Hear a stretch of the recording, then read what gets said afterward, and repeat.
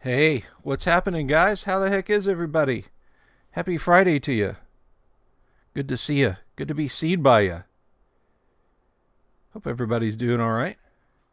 Sorry I missed y'all yesterday and this morning, or afternoon. Been doing staycation kind of stuff, just sort of taking it easy in the fall. So that's what kept me. But how are y'all? Hey, passerby. One concurrent viewer. Awesome. Lost my audience already. Oh well. Hey, if I have a lot of people log on and want to BS with me, then I'll stick around. If I don't, then, I won't. I just will do that. Anyway. So what's up with y'all? What are y'all doing? Two. Eric says two. He's over on Facebook. Hello, Eric. You know you can watch me on YouTube too, buddy. I don't mean you have to do it at the same time. So who's drinking what out there? It's Friday night. It feels like it's 1,000,000,000 o'clock. I hate daylight savings time. Clock fallback.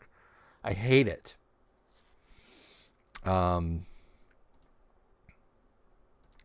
it feels like it's just some ungodly hour. Yeah, no, it's only 9:30. But anyway, regardless, I'm having and I blame my buddy Boganora for this. Imperial Ramblings. I'm having nitro cold brew coffee from those geniuses at Guinness. Geniuses? I don't know. But it's good. It's tasty. It's pretty good stuff. So if you enjoy a refreshing adult beverage, give this one a try. It's not an endorsement, by the way. I don't have any paid endorsements except for the ones that I do. Which brings us to our sponsor. That's right.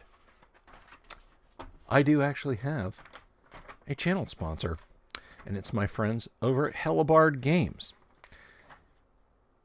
Hellebarde Games create games with old school maps, old school dungeon style crawls, and wilderness exploration.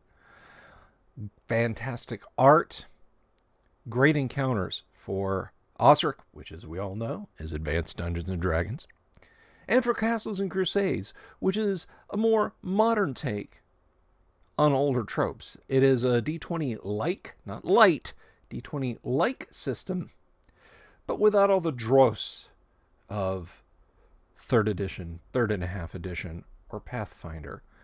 Yes, my friends over at Hellebarde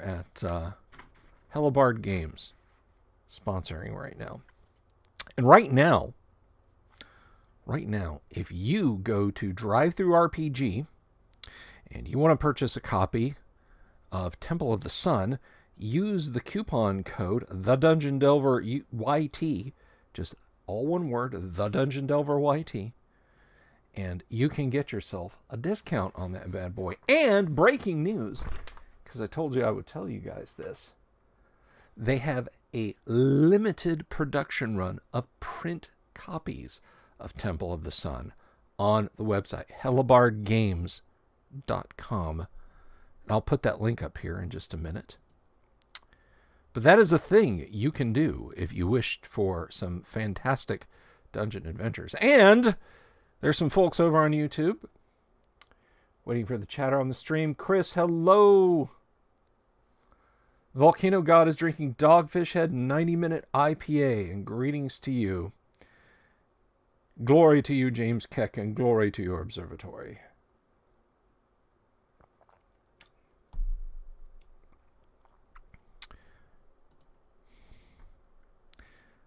Vinny Notabartolo. So, first of all, check out hellebardegames.com. And if you want to get this on DriveThruRPG, let me just find this real quick. Drive-through RPG.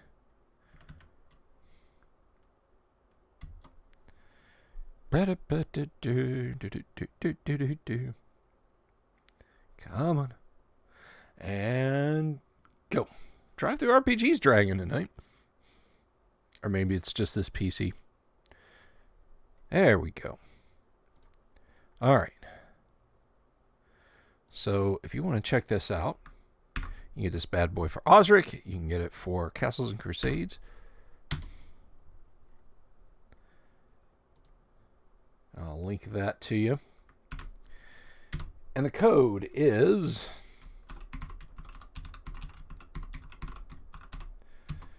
Use that code, the Dungeon Delver YT, and get yourself a discount. And that code is good until December 15th, 2021. So, greetings to you, far future people. This discount no longer applies.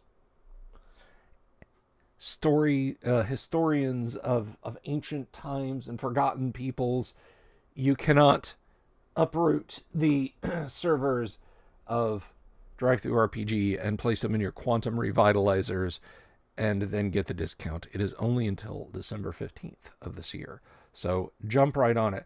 And I will link you to the...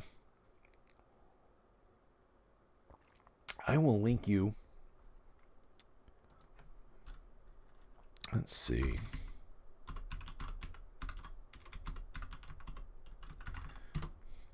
To the actual page. All right. View all products.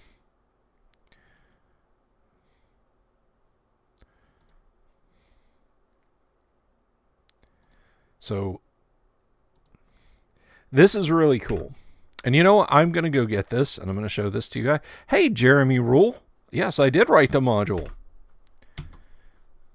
So let me show this to you. Jeremy, if you missed Jeremy being on the live stream, first of all, you missed a fun time because Jeremy's a cool guy. And he is one of the dozen folks who plays in my Monday first edition AD&D game. And he's a swell dude, so glory to you, Jeremy. And he creates sweet wandering monster encounters for his Airbnb customers too. But I'll let him tell that story one day. So go check that out. We need more Errol. I need more Errol Otis t-shirts. I need to just go nuts and go to a local t-shirt shop with all my D&D books and just say, look here, make this shit on shirts. But let me show you something. Let me show you. They have a limited stock of these. I got to grab the box. I should have had the box handy, but it's Friday. It's just kind of one of those things. So wait here. I'll be right back. Don't go anywhere. Please, I beg of you.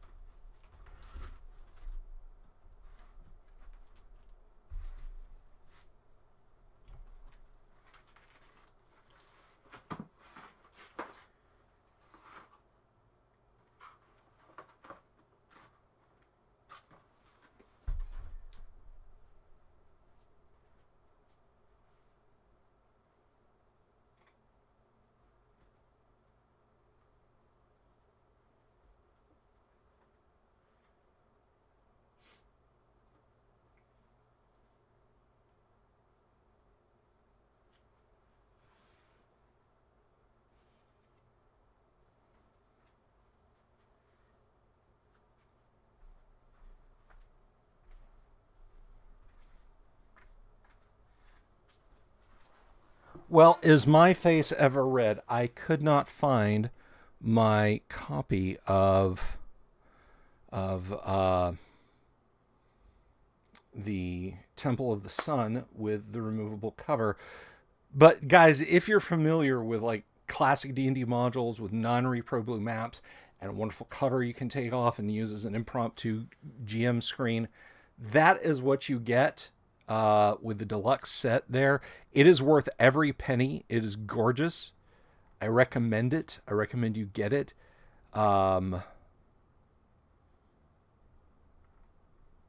So yeah, do check them out because they're awesome folks. And it's an awesome product written by me. Hail, Rich Lopez. Glory to you and glory to Bards of Greyhawk. That's one of my other sponsors, Rich Lopez and Bards of Greyhawk. Rich is going to have to tell us if he's got if the band has got the new website going, and then I can link you guys to it. But Bards of Greyhawk makes some fantastic music.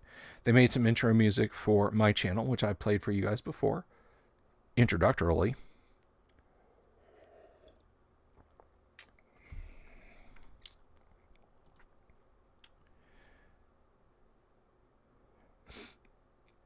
We need more Errol Otis t-shirts. Yes, we do. Did you delete your post? Somebody delete their post talking about having this shirt in maroon? I could swear I saw that. Yeah, Errol Otis is a very laid-back dude. I wish I could game with Errol Otis. I missed that chance, but of many of the folks from the old TSR days, I want to have him on the show. Would you guys like me to reach out to Errol Otis and see if I can get him to come and do a live stream with us one of these days? Let me know. Let me know in the comments. Errol Otis, the guy that did this. Well, donuts and beer did this, but the artwork on this shirt is what I meant. Just the YouTube and Facebook site till our new website is done. Okay, so look for Bards of Greyhawk on Facebook. Look for them on YouTube. Hell yeah, Errol Otis. Right on.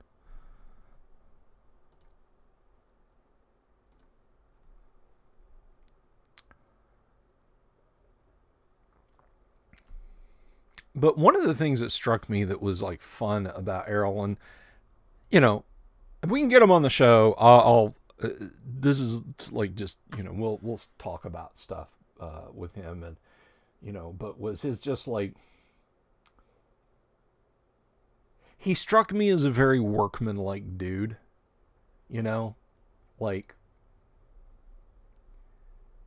if there's a such thing as a blue collar working class artist, Errol kind of gave off that vibe, just like, yeah, Dungeons and Dragons, all right, whatever, it just very gritty and down to earth, and I liked that a lot about him. So I will see if I can get Errol on. And Rich says we want him to do our third album cover. Well, good luck. Errol has done a lot of stuff. There's this stoner metal band called the Lord Weird Slow Feg. That he, trust me, it's strange to me too. But the Lord Weird Slow Feg is a band that he's done a few different covers for. And what was weird was, like, that was how I discovered that Errol Otis was still out there doing stuff. Now, until I really got on the internet with D&D, I honestly was like, okay, at some point they just quit using cool art and went to generic romantic fantasy stuff, which is not fair to some of the people who did very good art in second edition. But that was my younger brain speaking.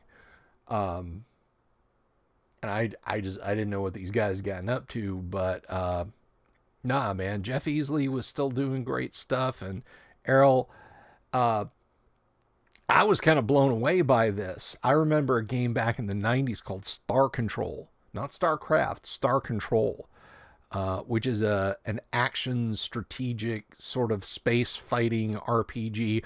Basically, if you've ever played Space War, like the original Space War game, that's what StarCon is at its heart when it comes to ship combat. But there's a rich storyline, and there are planets, and there's like a 3D galaxy map that you rotate around. Even like on the Sega Genesis, like on the 16-bit, or for our UK friends, Mega Drive. Yeah, the Sega Genesis. But you had this 3D star map, and like you might be at a little star that's up here, and you want to go attack this planet that's around a star over here, but you gotta, you can't just like, oh, I'll put my cursor there and start. No, you gotta like connect the dots to get over to it. It is a great game, but Errol had a big hand in the visual design of that game. And he illustrated another game. Basically, it was a high school role playing game. It was just all kinds of fucked up in premise and execution. Vinny says Larry Elmore strikes me as the same way. Yeah, It was interesting listening to Larry Elmore talk when I was at Gary Con back in 2018, and probably one of the most fun things I've ever done at a con was go to the artist panel and listen to those guys talk, and they answered some of my nerdy questions, and I was very happy about that. But one of the things, and I didn't know this, Larry Elmore started out, obviously his artistic talent began before then, but he worked for Army intelligence, and when the U.S. would get a view of a new Soviet vehicle from a spy plane or a spy satellite or whatever, and it would get one picture that was good enough to draw that one angle of. So, like tank crews, other aircraft crews, anti-tank teams, whatever, would know what that vehicle looked like from every angle. He took the one angle and extrapolated out other views, like what it would look like from the front, what it would look like from the rear, what it would look like from the other side, and so on and et cetera, and would do like 3 or 4 angle line drawings. So if you were in the Army back in the late 70s, mid to late 70s, and you ever flipped through one of those recognition guides, you might be looking at the first original Larry Elmore art. Think about that.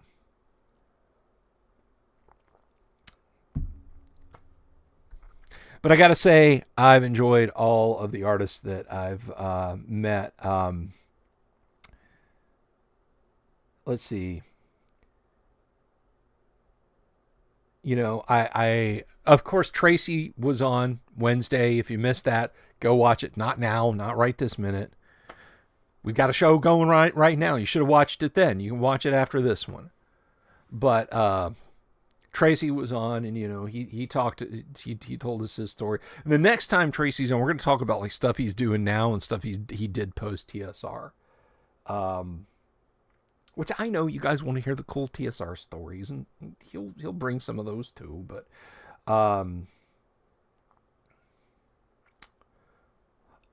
But yeah, no, Tracy, I've talked to just a little bit. I've interacted with David S. LaForce, and he did one of the coolest things I've got. I gotta take a picture of it and or scan it and share it with you guys. So GaryCon 2018, I was on Artist Row, and I wanted Dave LaForce's autograph in my Dungeon Master's Guide.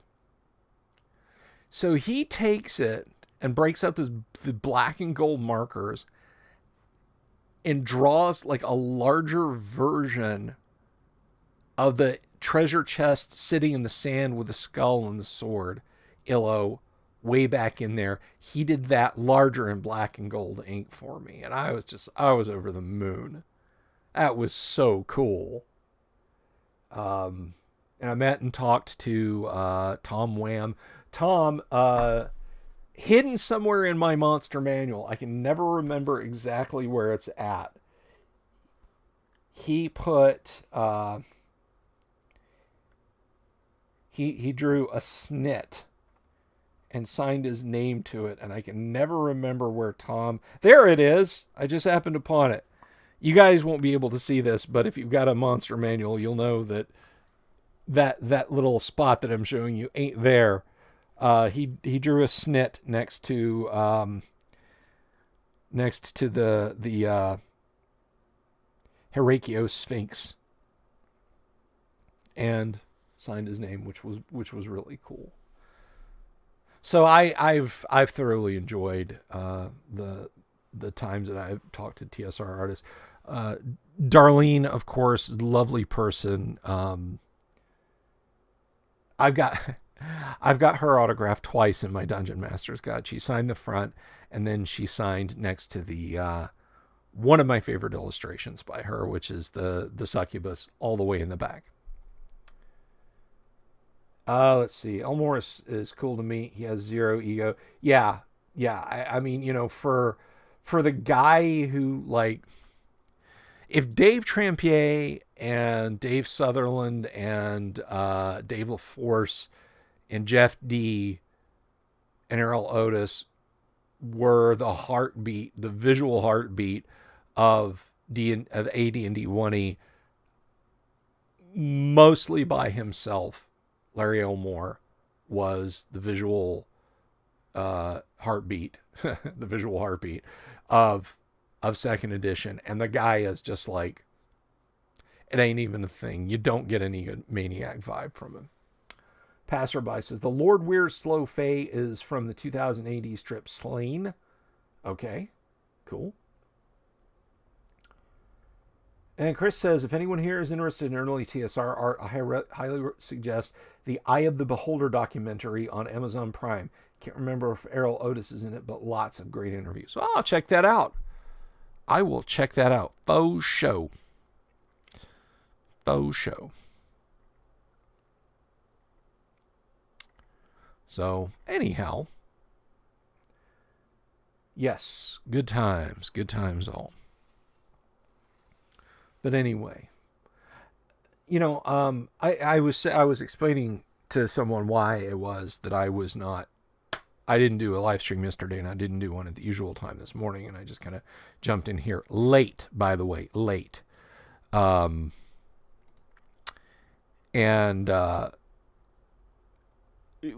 had gone down to Disney for a little while. And we went, so if you're not familiar with Disney, if you've never been to Disney World, and just setting aside how we all might feel about, the mouse, it's a fun place for kids. I'm pretty much, pretty much getting over going to Disney anymore as a grown up. It's an expensive eatery and shopping experience. We were on a ride today called Soarin', which I was disappointed did not involve going to Mordor and meeting the Dark Lord. But my oldest daughter filmed the whole thing to share, and it's the whole thing. We waited 45 minutes, and it's 4 minutes long. So it was kind of a downer.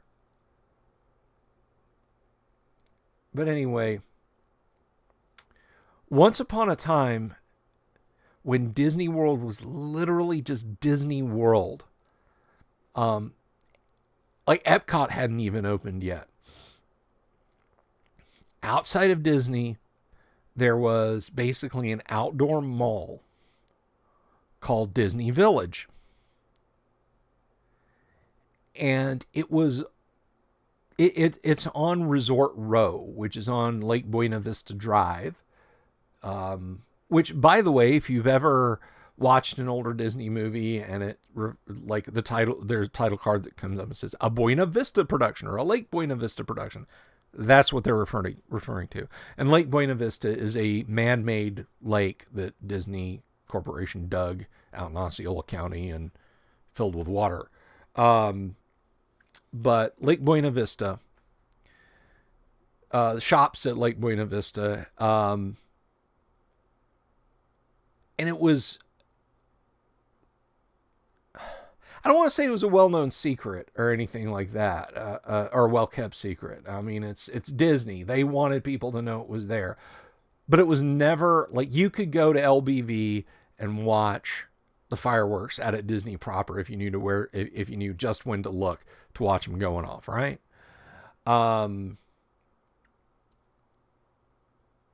When I was a kid, and I've told this story before, but when I was a kid, 81, 82, I remember going to Disney, or rather to Lake Buena Vista, and seeing Dungeons and Dragons sets for sale there. And I've told this story to you before. They were. I posted about it on Facebook, and somebody came back to me and said, yes, in 1981 or 82, I don't remember when the person said, my family and I went on vacation to Disney, and I bought my expert set, or I bought an expert set at the toy shop in Disney Village. So I didn't, I didn't imagine that. Also, what was sold in limited quantities, apparently only a couple of hundred of these, 500 something. There is a set of 54 millimeter Snow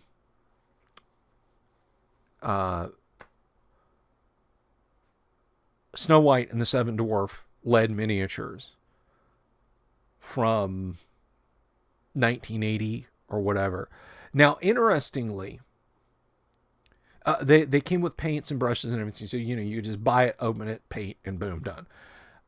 Interestingly about that set, it's pretty obvious from the box layout. It doesn't say Grenadier on it anywhere. It's pretty obvious from the box that it's a Grenadier product. And lastly, up until the late 90s, early 2000s, at Tatooine Traders, which is a thing in Disney Studios, at Tatooine Traders, you could buy West End Games Star Wars products, including Grenadier Star Wars minis. I remember seeing the narrow, I guess like 7 or 8 inch boxes of Star Wars figures and some Star Wars RPG product there. So somebody at Disney, some purchaser at Disney, knew what role-playing game stuff was. But the reason I'm mentioning this is I'm kind of at the point in my life where if I can't step around a corner and see role-playing game materials or whatever for sale in a place, it's kind of, the place might be a 10, but for me, because I can't, it's a 6. So spending time down at Disney is just meh. But I'll tell you this. I had this shirt on today, and I had my my Sons of Gygax shirt on yesterday. I had more people say that they liked my shirt or ask me if I still play D&D. It was great. And people just, that's a great shirt. Do you play Dungeons and Dragons? Whatever. So it was it was nice being recognized, and it makes me wonder: should I just have business cards printed up and be like, "Yes, I do. Check me out on YouTube." Just with my contact information on it. I should do that. There's this eager beaver kid, and I say kid, I mean 17 years old. Well, I guess he'd probably be 18. That works up at my local supermarket, and I don't know if he thinks I'm an old guy with a faulty memory or if he has a faulty memory. But he always starts a brand new conversation with me about Dungeons and Dragons, and it's always the same. Oh, I love the shirt. I play Dungeons and Dragons. Of course, I started with 3.5, but I'm playing 5th edition now and about to run my first game. And God bless him, I'm like, yeah, the first D&D I played had naked chicks in the books. And I think the first time I caught him with that, he blushed. So Yeah, it's kind of fun. You know, the younger crowd gets in, and we stopped at in the it's shit, I don't know what they call it now. That used to be Disney Village, because it was like Disney Village was on one end, and then they built Pleasure Island in the other end, and then they built a Planet Hollywood, and they just kind of slowly oozed together around Lake Buena Vista. Um, there's a fake real Irish pub there called Ragland Road. Well, right around the corner from it is a little eatery that sells all of the same food in Raglan Road. They don't have alcohol, but outside of Raglan Road, they have a full service patio bar that sells all of the UK and European booze right there. So yeah, you can still get your 7-year-old single malt Scotch. I know nothing about Scotch. If that's wrong, I'm sorry. And whatnot, and then go get your fish and chips from the little shop, and it works out just the same. And they even pipe the music in from Raglan Road, so it's like, why spend like hours trying to get into Raglan Road when you can get over here? So we went in, and just as we walked into this place, in a little chip shop, the bottom dropped out. It's been rainy here all, like, the last 3 days, just off and on, right? So the bottom drops out. Boom. It's just raining. And the guy bussing tables for us was like, saw my Sons of Gygax shirt, and he's like, oh, is that like Sons of Anarchy? It was, oh, it's Gary Gygax, Dungeons and Dragons. And, he saw the D20, and he was like, oh, yeah, D&D. I just started playing 5th edition. And yeah, that's cool. So it's just kind of nice to have the shirt. Tomorrow I'm gonna wear the Dungeon Master's Guide T-shirt. Now that's a little, this is a billboard across my massive beefy frame. So wearing the AD&D Dungeon Master's Guide shirt is almost like going in disguise, right? So it floors me how many people, like, you see, and I know it makes no sense that this doesn't make any sense to me, but the people that like wear Disney shirts, just like everybody, like, you bought a shirt and you put it on immediately, which I get, right? One, it's clean clothes. Two, you probably just paid $45 for a t-shirt. You're going to want to wear it. But it's like, man, you guys, you don't even wait a minute. Like, if I was going to buy Disney merch, I'd buy it, stick it in the bag, maybe run out to the car and put it in the car.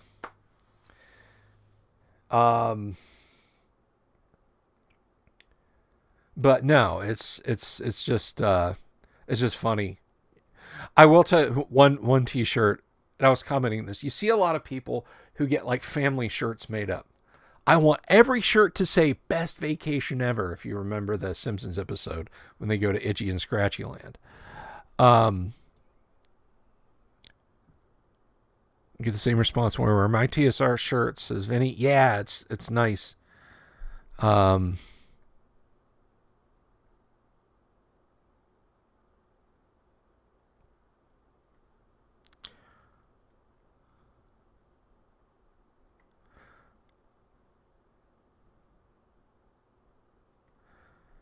I'm going to come back to your comments there earlier, Vinny, but more passerby says you have the trend of people wearing metal band shirts which they don't listen to. I think more people own a Ramones shirt than have ever listened to the Ramones ever in their lives. You know the one I'm talking about, the Great Seal of the United States, but it's the Ramones. I came up with a Racing Cameron Dragonlance themed design called Sons of Solus. Oh, okay, cool. But no. So, you see people out there, Smith Family Vacation, Disney World, and it's got the Disney font on it. Maybe they've even got away with working a little Disney head in. And it makes sense. Everybody can see you that way. It's like, oh my God, where's Uncle Tom? There he is. He's right. Oh, hey, yeah, come over here. I'm working on my sedation right now, a week. Although this is a coffee-based brew, so I might just be screwing myself. Drunk with no hope of passing out. And I'd make a snarky comment about, it'll take more than one drink to put me down. I'm old, and I'm a lightweight now. I was kidding with my daughters. I said, someone I used to know but no longer associate with used to go to Epcot with his buddies who worked at Disney, and they could get stuff for cheap or free, and we would, that is, my buddy and his friends would drink around the world in Epcot. But I don't know anything about that. Not that I can remember. No, I understood the reference, A-Wig. I want to be sedated. Yes. But anyway, back to t-shirts. So I see a few people with a shirt of a particular design on, and there's someone who's with them.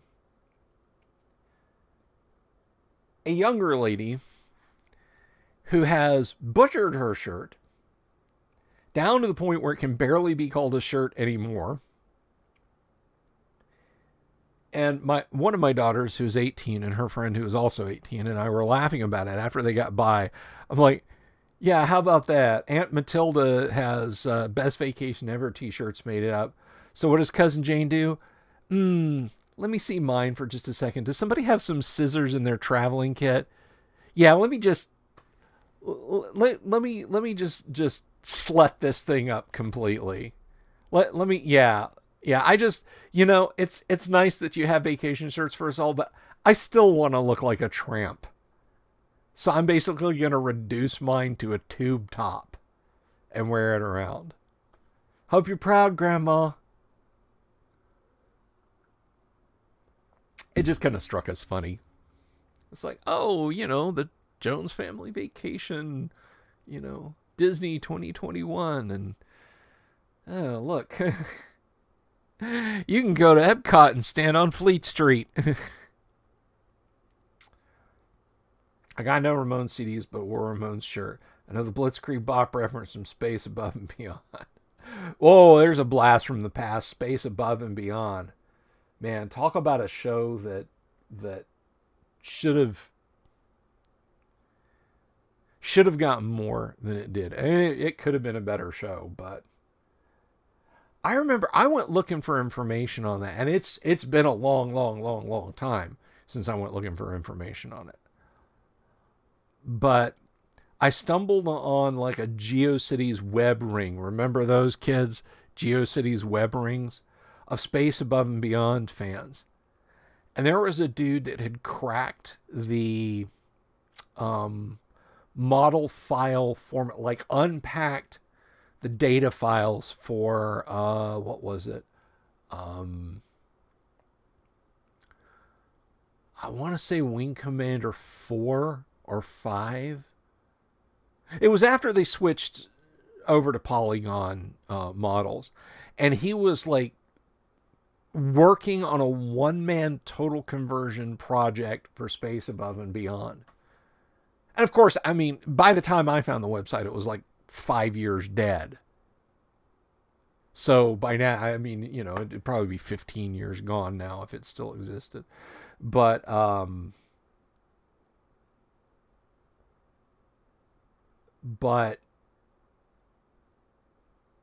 yeah, I mean, that's some dedication to a show, Just let me take this video. I'm just going to make a Space Above and Beyond simulator and continue the storyline. God bless him. Anyway, let's see. Compliments of Walmart and Target. Let's see, Vinny. There's a story of one of the artists in the TSR days that fell through the floor on a room on the second floor. A few of the artists saw his leg poking through, I think it's. Now, I know that when they were before they got like well, I guess it would have been dedicated offices, but before They got the TSR building. And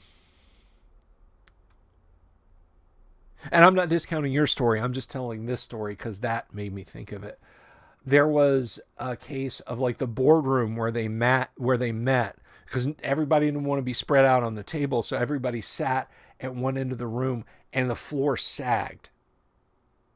Like over time with everybody sitting there, it induced more and more floor sag. And on the floor underneath it, standing in that office, you could look up and very, very visibly sagging ceiling. So I wonder if it was that.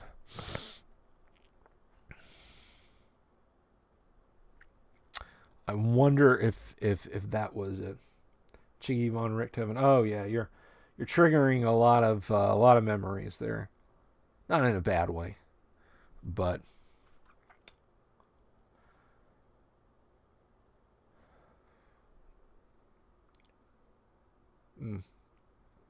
that's it, and that's all I'm gonna have.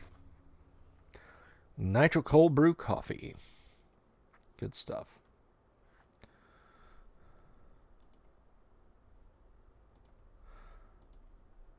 So that's what I've been up to. That's what delayed me. And it was just so much getting stuff together. And this, like, this kind of cracked me up because, like, I wanted to go. I wanted to be gone. It's like the night before we went down to Disney. And understand, it's like a 45-minute drive from my house. It's not far away. But I wanted to go and do the stuff and come back to the house. 1:00. It's 1:00 in the afternoon and we haven't left for the parks. And we finally get down there and the friend of my daughter, man, going to Disney is just no fucking fun. All right. Look, folks, Disney, it is an amusement park.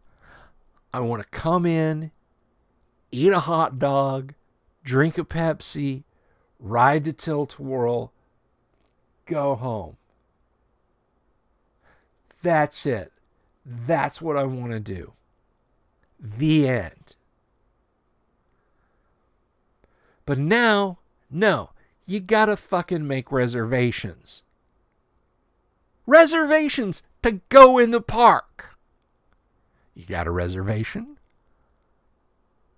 No, I want to come in and buy my kid some of your fucking cotton candy so she can wave at Cinderella and buy her an overpriced Mickey plushie. That's it. Fucking reservation. Oh my God. Vinny, you are having just murderous luck with the autocorrect, buddy. Anyway. So we got to go down and we got to do all that stuff. And then my daughter's friend who was with us bought her like 5-day park hopper or whatever it was. So she could go up there every day with us too. And then it had to get validated and she can't just have it. So it's got to be tied to ours. And then it's like standing around talking to an agent about that. So by the time we're ready to do anything, it's fucking 3 in the afternoon. I, at this point, Thursday, have had to eat a tortilla with peanut butter and jelly on it. That ain't Disney food. That's not some special thing that you got to pay like $12.80 for. That was just at the house before we left. I was like, shit, I'm getting hungry. We're not going to any theme park anytime soon. No hot dog for me. We're out of sandwich bread. Dollop of jelly, dollop of peanut butter, smear that on, roll that up. That's lunch. So we're finally getting some fish and chips at like 4:00. We bail on Disney Village after all that shit gets taken care of, and back over to the hotel. Not fucking hotel. What am I saying? Back over to the parking lot maze to walk around and get our car. And now Disney is this simple. You guys own all the fucking land from the Osceola Orange County border all the way to Lake County. All you got to do, grade, is bulldoze, grade, compact, cement, and then asphalt. That's it. That's all you friggin' have to do. But now it's like this steel and concrete death maze that you got to navigate, and you got to go up, and then you got to go down, and then you get frisked. Going into Disney Village, it's easier to get on a 747 from here to LA than it is to walk into Disney Village. So, I walk through the thing, and I'm just walking along, and I just just. And I got my family yelling at me, and I got the Disney TSA people yelling, "Could you come back, sir?" I set off an alarm when I walked through their perimeter.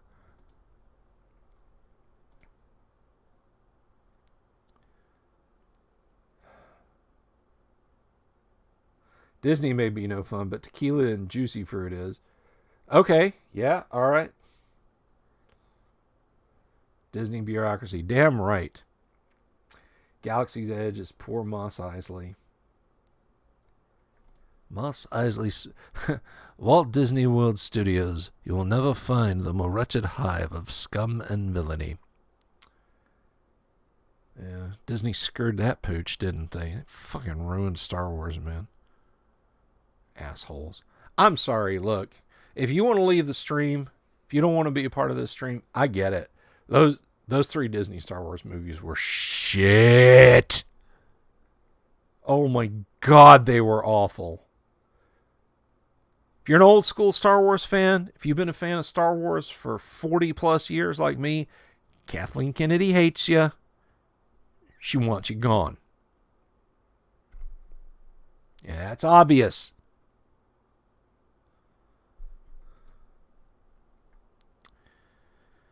Oh my goodness. I do want to check out Galaxy's Edge and see if they got any of the Star Wars role-playing stuff, though. Maybe like when we go tomorrow, we can nip over there and I can report back to you guys. Of course, I'm not going out there that early. I'll be nursing my hangover a little bit. Because this nitro cold brew coffee does have some sugar in it, and that always gives me a hangover when my booze has a little bit of sugar in it.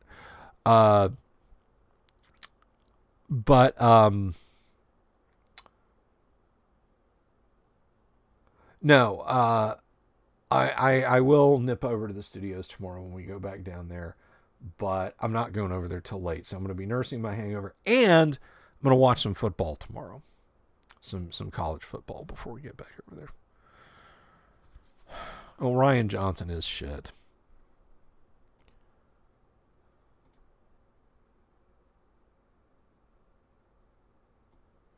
Yeah, it's the weirdest thing. Chris says, I thought Disney would do a good job with Star Wars because they want money, but I guess they figured the built-in audience would make up any money they'd lose by putting out crap. Yeah. And you know what it comes down to, guys? I'm not even going to talk about the politics of it. Guys, it's just so simple. Make good stories. Make good stories. That's all I ask. Is make good stories, and you haven't made good stories. You don't understand the hero's journey. And look, the hero's journey can apply to anyone. All right. Alita Battle Angel is a great hero's journey. The protagonist is a female. All right. That has nothing to... When I say hero's journey, it's man or woman, boy or girl, male android or female cyborg. It doesn't matter. The hero's journey can apply to anyone. How Disney could screw up a multi-thousand-year-old storytelling method is beyond me. With that said, how George Lucas could screw the hero's journey up the way he did with the prequels, but it's still not as bad as as the sequel trilogy. And the proof is this regarding the hero's journey. There's something of a hero's journey in Rogue One. By not using it. Yeah, by not using it. That's a way to do it. But yeah, no, there's a hero's journey in Rogue One. There sure is. So, you know, I just don't know anymore, man. Maybe I just got to watch my laser discs and read my Han Solo trilogy and Splinter of the Mind's Eye and admire my X-Wing fighter toy and all that jazzmatazz and just let the world move on without me.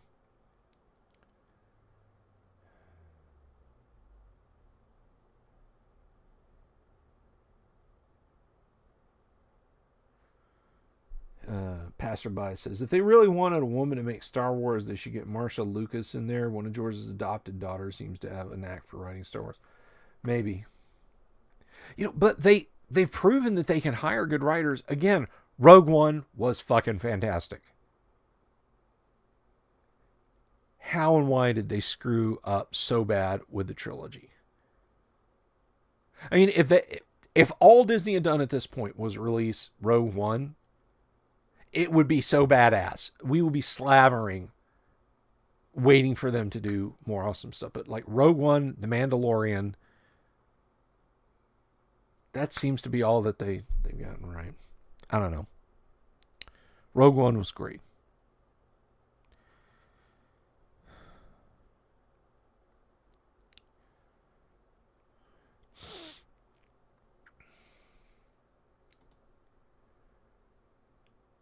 But I'll go out there and, again tomorrow.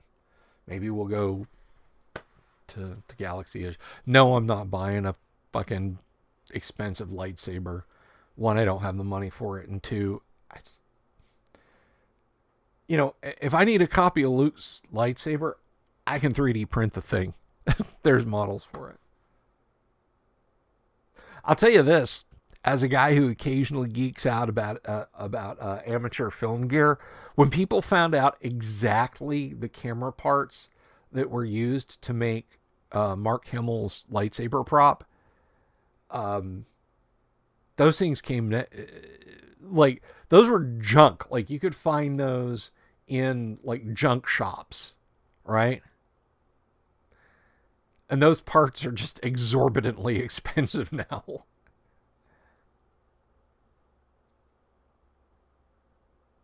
Rogue One was fantastic because Gareth Edwards is an uber Star Wars nerd. He took his wife on honeymoon to Tunisia just to visit the old Tatooine sets, which is sweet, hilarious, incredibly nerdy, and also amazingly dangerous because Tunisia is not a safe place to be. Hey, honey, you want to go out in the deserts of Tunisia and look at some prop film settings? Sure, honey, let's go. Once upon a time, my wife worked for a travel company. I don't remember where they had like the most ridiculously awful sounding vacation package that like, God, what was it? Just some absolute hellhole destination in the Middle East. And look, I know most of those countries have a very rich history, and there are some wonderful places, but she was like, it's one thing to go off the beaten path and say, here's a perfect example. If I was going to put together a vacation package for you, and I said,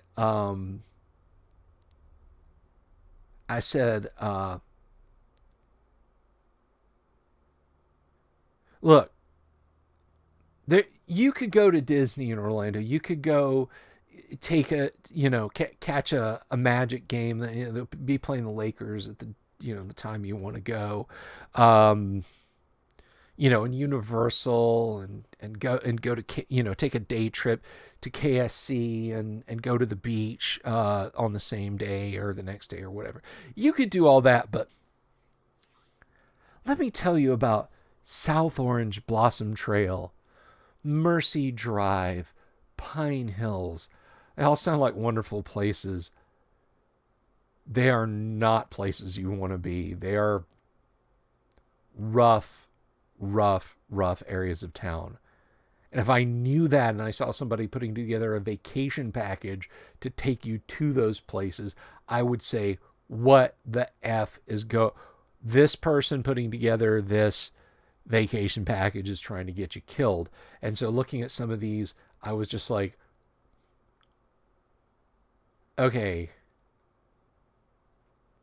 maybe back in colonial French times, the Casbah was, a romantic place to go.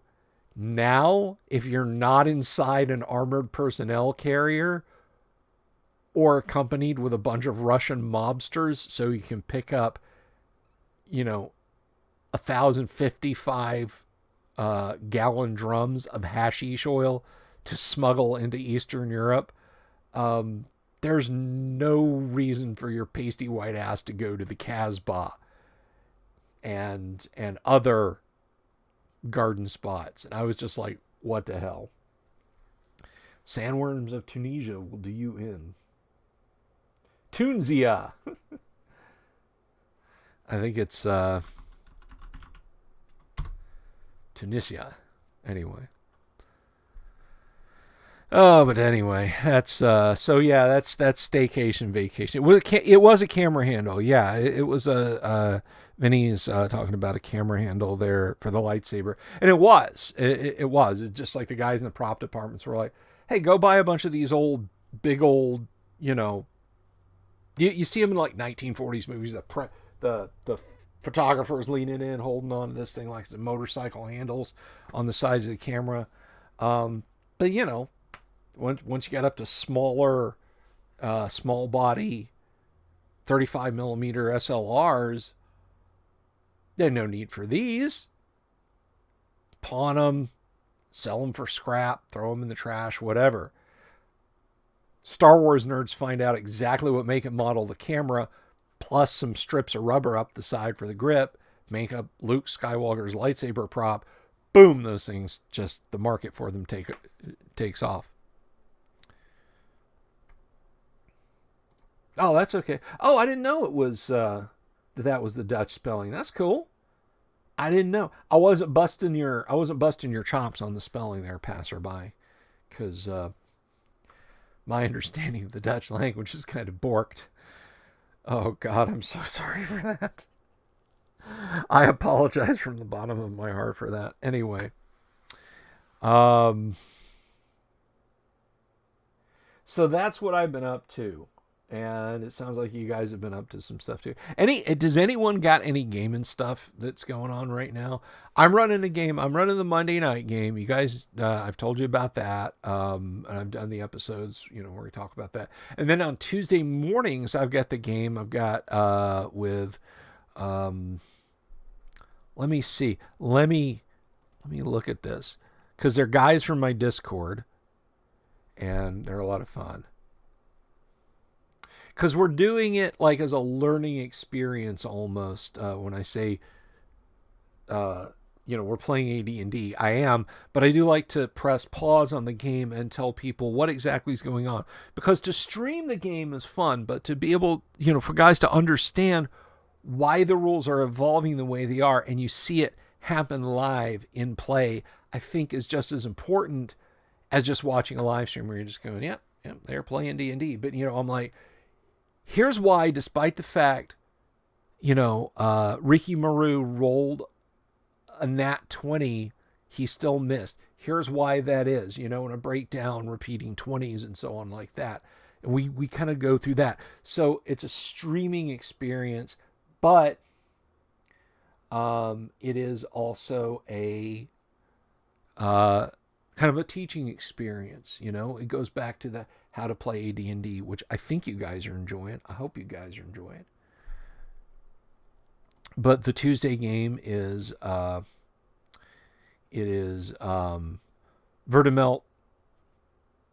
James, Volcano God, and Ricky Maru, and myself DMing. That is Tuesday. Wednesday, hopefully I can remember how to tell time and not screw the schedule up. So my Antipodean co-host, my Australian buddy, my brother from another mother from a land down under, will be here on Wednesday, and we can sync up our schedules and have fun. Thursday, back once again, and then I'll catch you guys up on what happened in the Monday night game. And then Friday, another day of BSing, another day of fun. Let's see. A-Wig says, WotC has a new trademark called Atomic Arcade. Oh, I meant something about fun gaming. Yeah, no. So dig this shit. Dig this shit. Get your blood up. Get your blood flowing a little bit. Dig this. So, you may or you may not know about the virtual tabletop. Not Roll20. No, Fantasy Grounds Virtual Tabletop, because Volcano God has been doing some interesting things with Virtual Tabletop. Very cool. We've had him on the stream before. We've talked to him.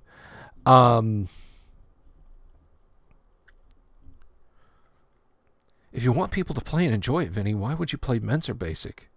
Sorry. I had to throw a little shade. You looked a little sunburned. I had to throw a little shade. But anyway. So the dude who started up the virtual tabletop for AD&D, I know him by his online handle. It won't mean anything to you guys. A cat goes by the handle of Celestian. So he started building 2E tools into Fantasy Grounds. My buddy, Volcano God, he turns around. He starts demaking the 2E dross, refining it, and making it into 1E goodness. So he's in communication with the guys who built the 2E plugins for Fantasy Grounds. Now, I throw a lot of shade at 2E. I do. I've never been shy about it. But I get it. I know there's people who will have this monster manual and the 1E Player's Handbook, and even for referential purposes, for clarifications, the 1E Dungeon Master's Guide, but they also have the 2E books out there for some nuts and bolts rules that they use, and classic AD&D modules, but using some 2E rules. I get it. Not here to throw shade at 2E. But ultimately, at the end of the day, regardless of what I think about it, it is an advanced Dungeons and Dragons. Advanced Dungeons and Dragons. Celestian, the guy who built the 2E products for Fantasy Grounds, has WotC's express permission to do so. He's not flying under the radar. He's not risking stepping on their toes. He's not sucking around looking for nuclear lawfare into mouth. So what I have from Volcano God, he pings me today. And Volcano God, I'm going to say this. He pings me today and says, on Fantasy Grounds, the AD&D rule set is called D&D Classic. I found out that the reason for the naming convention is because WotC asked them not to use AD&D as they didn't want potential customers to believe it was more advanced than D&D 5e. Like someone would say, hey, I like this platform. I'm going to buy a D&D rule set. Oh, look, there's this advanced one. I'll buy that.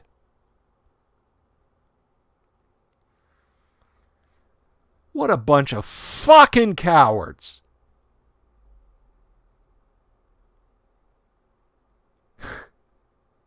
What a bunch of fucking cowards.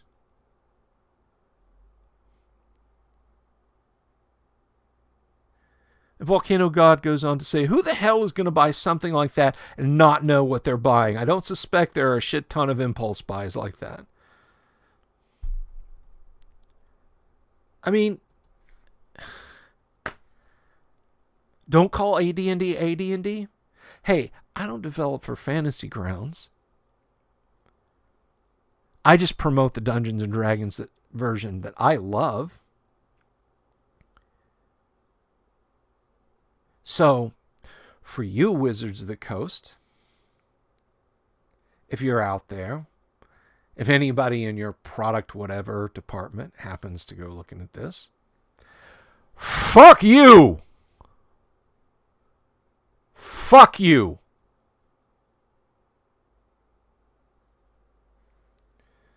I should read the warnings on classic modules for Fantasy Grounds if I want to be mad. The warnings. There are warnings on them, folks.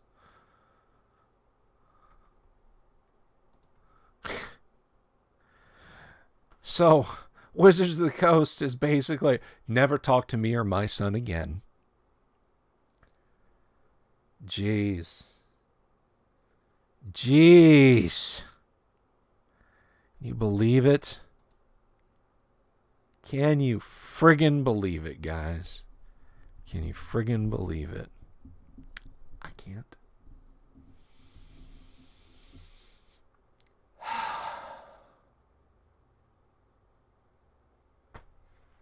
I don't want to live on this planet anymore.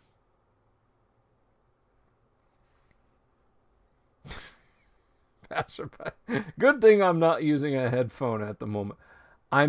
Anyone who is now calling Raycon support to get your earbuds replaced, because I just blew out a diaphragm and it's buried somewhere in your ear canal. I apologize.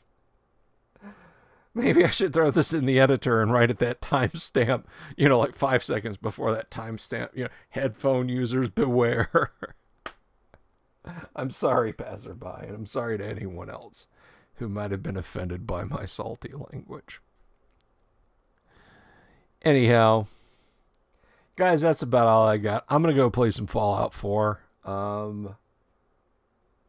I just wanted to catch up with y'all because I hadn't talked to you yesterday or earlier today, and you know how it is. Y'all need my constant attention. You're like a bunch of baby kittens.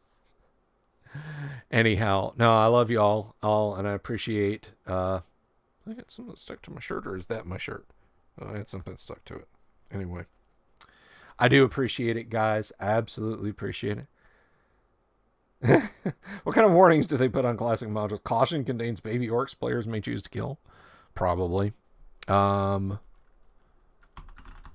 I wonder what yelling F-bombs into the microphone has done for my viewer count.